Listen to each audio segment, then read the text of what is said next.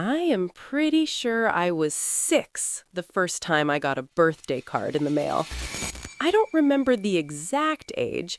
What I do remember is the kitchen table, a bowl of cereal getting soggy in front of me, and my mom walking in with this bright white envelope like she was holding something important. "Look at this," she said. "Somebody sent you mail." When you're a kid, mail feels like a grown-up thing. Bills, appointment reminders, junk coupons, not for you. So when my mom handed it to me, I felt weirdly proud, like I had just leveled up.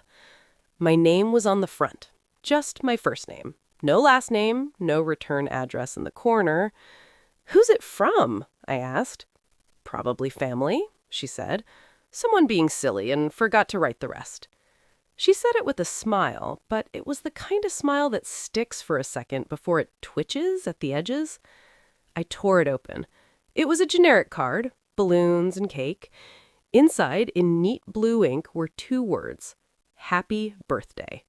No name, no "from your cousin so-and-so," just that. I remember turning it toward my mom like she had the answer printed on the back. She looked at it for a second, then put it on the counter. "See," she said, "somebody loves you. Eat your cereal." That should have been the end of it, a weird, harmless kid memory.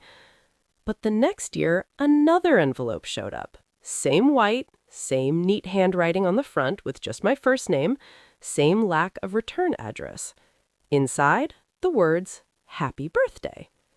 After the third year in a row, I caught her once standing at the kitchen counter with the card open, just staring at it.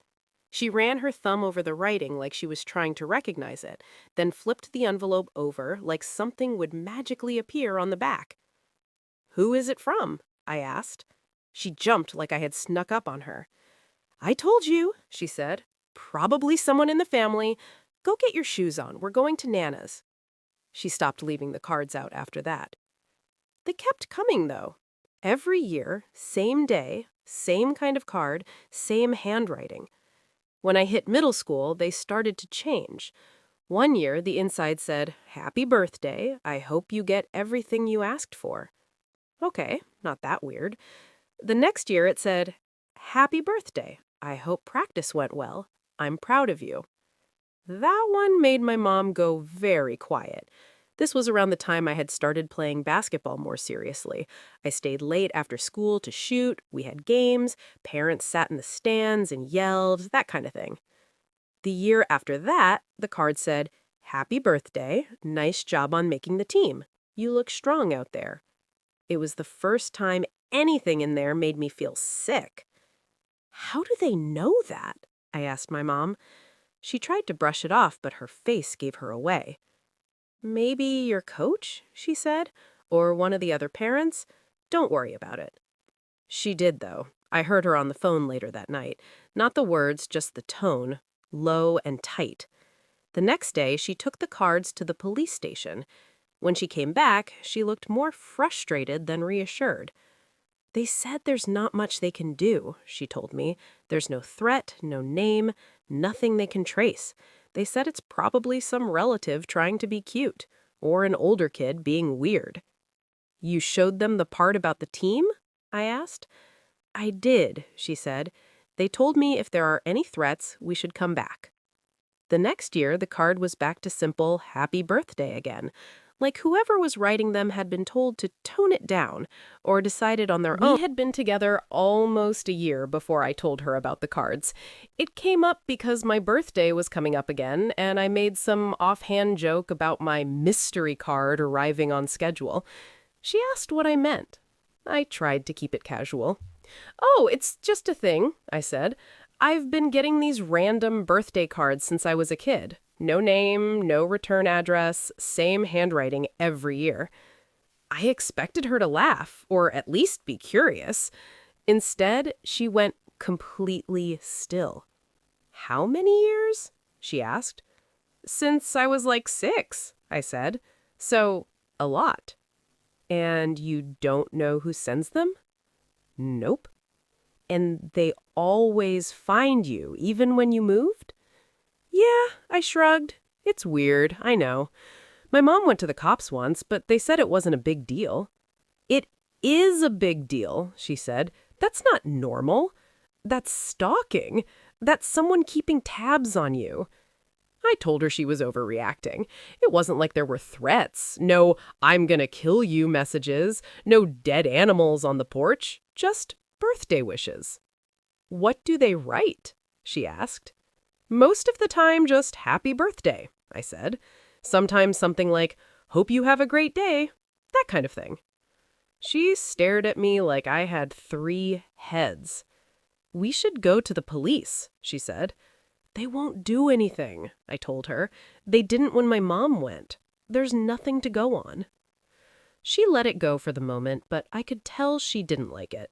A few days later, she sent me a link to a doorbell camera and said, "I'll split it with you." I ordered it. It felt like an easy compromise. The camera came. I set it up. For a few months, it was just a nice way to see when packages arrived. I got used to checking it when I was at work, watching delivery drivers drop things off and neighbors walk their dogs.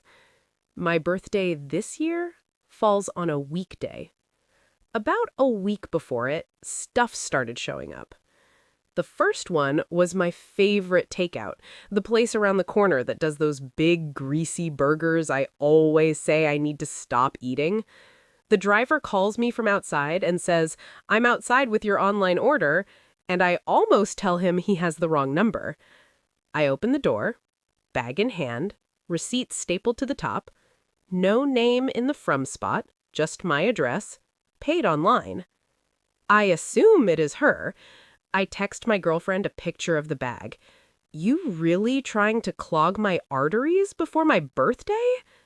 She replies a minute later, "What are you talking about?" The burger is still warm. Fries perfect. Grease soaking through the paper in the exact way I like. I read the receipt again. No name, no little message line. "You didn't send this," I type.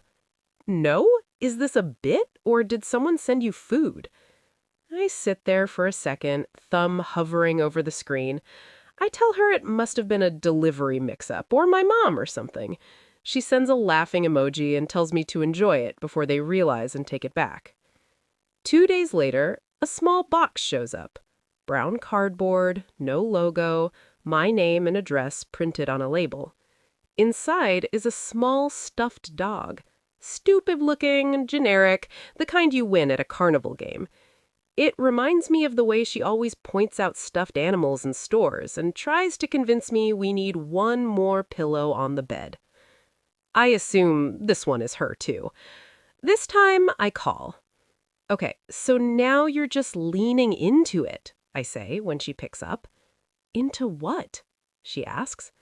"The stuffed dog," I say, "trying to build up to something cute for my birthday." She laughs, confused. "Babe, I didn't send you anything," she says. I tell her about the box, the dog, how it feels like something she would send. She goes quiet. "Did it come from a company?" she asks. "Like Amazon? Or was it just a plain box?" "Plain," I say. "No name, no gift receipt." "Maybe somebody sent it and didn't put their name on it," she says. "Maybe your mom?" I know my mom's handwriting. I know her taste in cards. This doesn't feel like her. I tell myself it is still nothing. People get spam delivery sometimes. Companies sometimes send little birthday gifts. Addresses get crossed. I throw the dog on the couch. Life keeps going. The next day, flowers. I come home from work and there's this bright bouquet sitting on the doorstep, the kind that looks expensive, arranged in a glass vase with a big bow. The little plastic envelope holds a white card. I open it and read 4 words. "It's here. Can't wait." There is no name. I text my girlfriend a picture. "Okay, now I know this is you." She sends back 3 messages in a row. "It's not, I swear. You need to call someone." My chest tightens. I stand there in the doorway staring at the flowers for a long time, the vase sweating onto my welcome mat. I call 911. I tell the dispatcher everything in a rush. The cards, the gifts, the notes, the key. I keep expecting her to interrupt me and say, "This is fine. This is normal. I'm being dramatic." She doesn't. "Do you feel safe in the residence right now?" she asks. "No," I say. My voice cracks. "Someone had my key. They've been leaving stuff every day. They know where I live. They've known since I was a kid." "Okay," she says. "I need you to leave the residence and come down to the station. Bring the key and any notes you have. We can take a report and start a file." "Shouldn't somebody come here?" I ask. "If there is no one currently attempting to enter the residence and no immediate threat, the best thing is to come in person," she says. "Do you have transportation?" I tell her I do. She tells me again to leave. Do not stay in the apartment. Bring the key, bring the notes. I hang up and grab my wallet, my phone, the little evidence bag of cards and slips I have piled on the table. I hesitate, then call my girlfriend. She answers on the second ring. "Hey," she says. "Are you okay?" "No," I say. "Listen, you're at work, right?"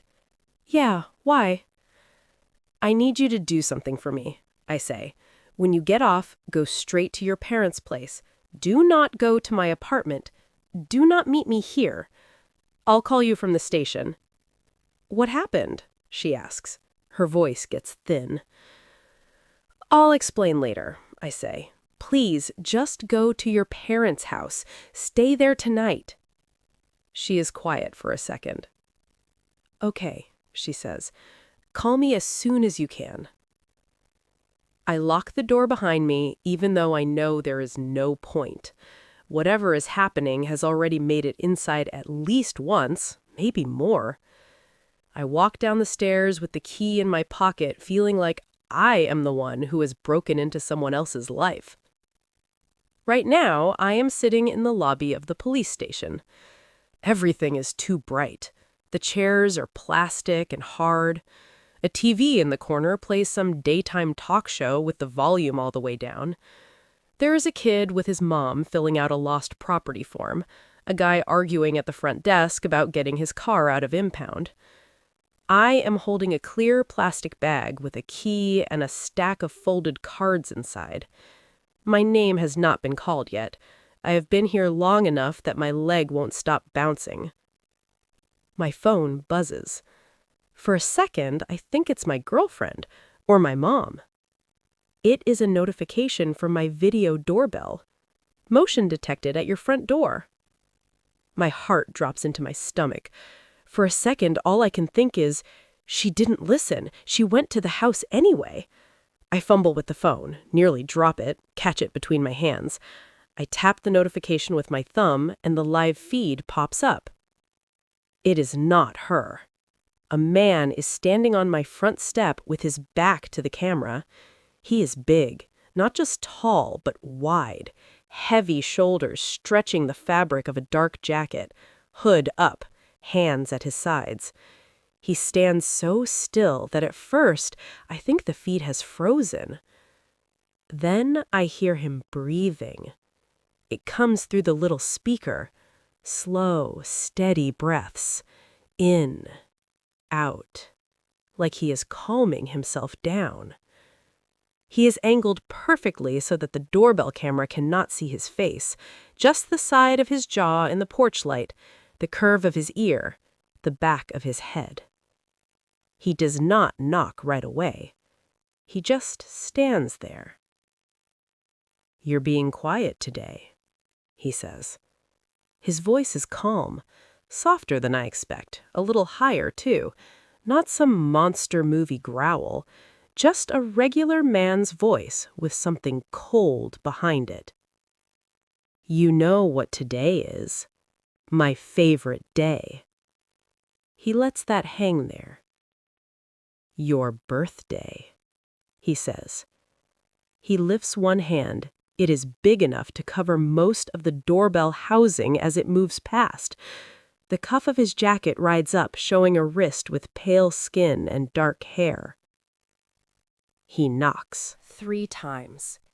Each knock is slow and heavy, echoing through the tiny speaker. Knock, knock, knock.